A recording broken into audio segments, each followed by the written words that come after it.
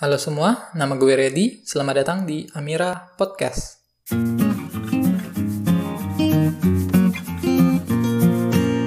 Buat kalian semua yang lagi dengerin podcast gue ucapin selamat datang di Amira Podcast episode 7. Tema kali ini adalah teori lingkungan dengan judul air.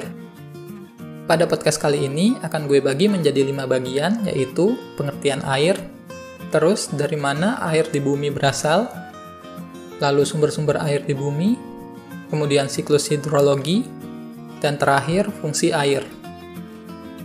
Jadi, marilah kita mulai mendalami segala hal tentang air sekaligus menambah pengetahuan kita terhadap salah satu unsur alam yang satu ini.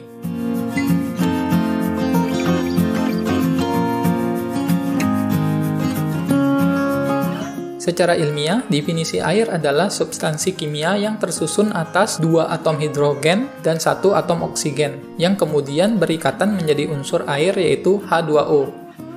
Dalam keadaan normal, air tidak berbau, tidak berwarna, dan juga tidak berasa.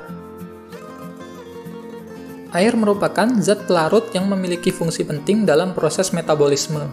Sederhananya, setiap makhluk yang hidup di muka bumi ini memerlukan air untuk metabolisme mereka. Tidak ada metabolisme sama dengan tidak ada energi, tidak ada energi sama dengan tidak bisa bertahan hidup, dan tidak bisa bertahan hidup sama dengan mati. Makanya kenapa air banyak dibilang sebagai sumber kehidupan, dan keberadaan air sangat penting karena berperan dalam kelestarian alam beserta isinya. Fakta yang menarik adalah lebih dari 70% tubuh manusia tersusun dari air, dan lapisan air menutupi hampir 2/3 permukaan bumi. Lapisan air yang menyelimuti bumi ini disebut dengan lapisan hidrosfer.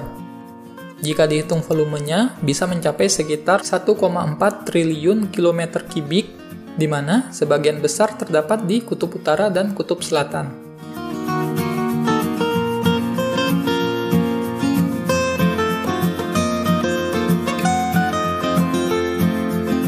Berbicara mengenai air di bumi, pernah nggak kalian bertanya dari mana air sebanyak itu berasal? Topik ini pun sudah lama menjadi perdebatan oleh para ilmuwan. Sebagian besar ilmuwan berpendapat bahwa air yang ada di bumi berusia sangat tua, bahkan air seumuran dengan bahan-bahan penyusun bumi sekitar 4,5 miliar tahun yang lalu. Teori ilmiah paling populer menyatakan air sebenarnya telah ada sejak awal pembentukan bumi yang berasal dari awan gas yang membentuk tata surya. Sebagian ilmuwan lain percaya, ketika planet bumi terbentuk, planet ini kering dan berbatu. Lalu air di bumi dibawa oleh komet-komet pada saat bumi baru terbentuk. Bumi muda tersebut dijatuhi asteroid besar yang dipenuhi es. Es-es yang menutupi permukaan bumi tersebut perlahan mencair dan menjadi bumi yang seperti sekarang. Kedua teori tadi merupakan 2 dari sekian banyak teori yang dimana teori tersebut sulit untuk dibuktikan kebenarannya karena menyangkut hal yang lampau. Teori-teori tersebut merupakan misteri yang belum sepenuhnya terpecahkan.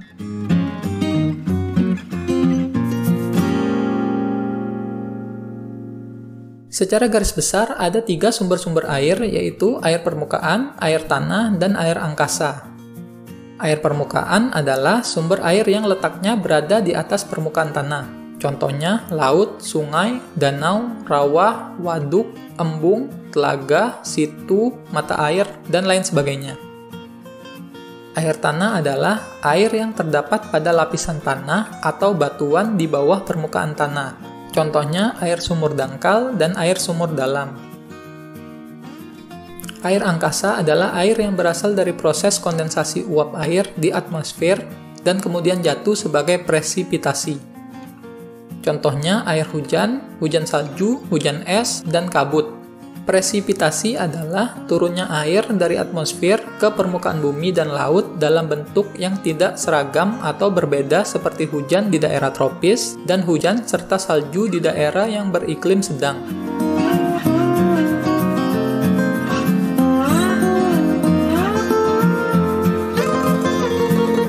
Kenapa air di bumi tidak pernah habis? Hal ini dikarenakan adanya siklus air, yaitu perputaran air di mana terjadinya penguapan dan hujan. Siklus air atau siklus hidrologi adalah sirkulasi air yang tidak pernah berhenti dari atmosfer ke bumi dan kembali lagi ke atmosfer melalui kondensasi, presipitasi, evaporasi, dan transpirasi. Pemanasan air laut oleh sinar matahari merupakan kunci proses siklus hidrologi dapat berjalan secara terus-menerus. Air berevaporasi kemudian jatuh sebagai presipitasi dalam bentuk hujan salju, hujan es, dan kabut. Macam-macam tahapan proses siklus air.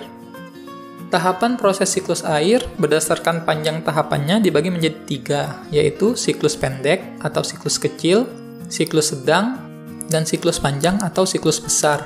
Siklus pendek, tahapannya adalah air laut menguap menjadi uap gas karena panas matahari, kemudian terjadinya kondensasi dan pembentukan awan, lalu turun hujan di permukaan laut. Siklus sedang, air laut menguap menjadi uap gas karena panas matahari, terjadinya evaporasi, uap bergerak oleh tiupan angin ke darat, kemudian pembentukan awan, turun hujan di permukaan daratan, air hujan yang jatuh lalu mengalir ke sungai, menuju laut, dan kembali. Siklus panjang, tahapannya adalah air laut menguap menjadi uap gas karena panas matahari, uap air mengalami sublimasi, terus terbentuklah awan, awan bergerak oleh tiupan angin ke darat, dan di atas daratan, terbentuklah awan yang mengandung kristal es, kemudian turun dalam bentuk salju, kemudian terbentuklah gletser. Gletser mencair membentuk aliran sungai, air mengalir dari sungai tersebut, kemudian menuju ke laut.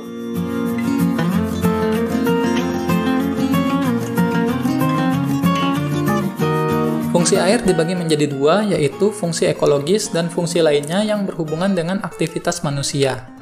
Fungsi ekologis air adalah 1. Air sebagai sumber kehidupan dan tanda kehidupan. Seperti dijelaskan sebelumnya, air merupakan unsur terpenting di dunia setelah udara. Ada atau tidaknya air menentukan bahwa apakah di daerah tersebut memiliki kehidupan atau tidak. Kemudian yang kedua adalah air sebagai rumah atau habitat makhluk hidup. Air juga berfungsi sebagai sebuah ekosistem bagi flora dan fauna akuatik untuk hidup dan berkembang di dalamnya. Nomor 3, air sebagai pelarut. Seperti yang dijelaskan sebelumnya, air membantu proses metabolisme makhluk hidup. Jika tidak ada metabolisme, maka makhluk hidup tersebut akan mati. Yang keempat, air sebagai bahan baku proses fotosintesis pada tumbuhan. Fotosintesis merupakan proses tumbuhan mengubah sinar matahari menjadi makanan atau energi. Dan untuk melakukan hal tersebut, tumbuhan membutuhkan karbon dioksida dan air sebagai bahan bakunya. Kemudian, fungsi air lainnya yang berhubungan dengan aktivitas manusia. Yang pertama, air membantu perkembangan perekonomian. Air sangat dibutuhkan baik dalam bidang pertanian maupun perindustrian. Dalam bidang pertanian, air digunakan untuk irigasi yang mana nantinya menghasilkan produk pangan yang bisa memberikan nilai ekonomi bagi petani.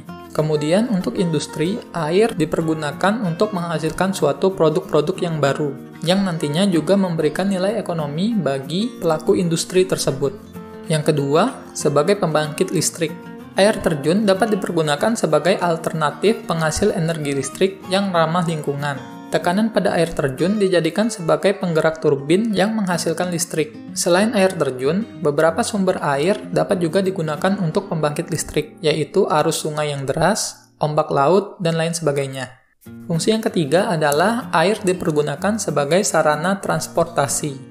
Air laut, sungai, dan danau dapat digunakan sebagai sarana transportasi untuk berpindah dari satu tempat ke tempat yang lain.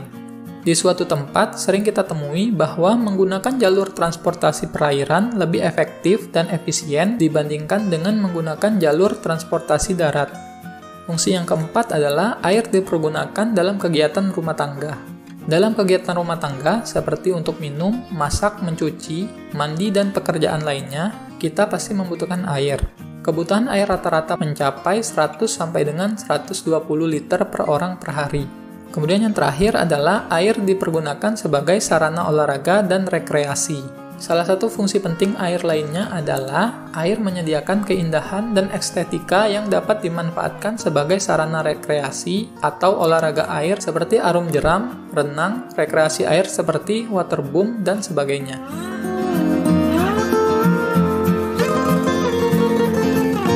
Setelah tahu banyak hal tentang air dan manfaatnya, kini saatnya untuk lebih peka terhadap unsur yang paling penting kedua setelah udara ini.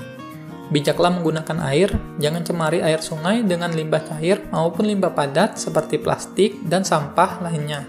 Mulailah dari sekarang, mulailah dari hal yang kecil, dan mulailah dari diri sendiri. Mungkin segini aja dulu untuk Amira Podcast episode 7 dengan judul Air. Like podcast gua kalau lu suka, dislike aja nggak apa-apa kalau kalian nggak suka. Nantikan podcast gua selanjutnya. Akhir kata, nama gue Reddy, selalu jaga lingkungan di sekitar kita, go green and stay green.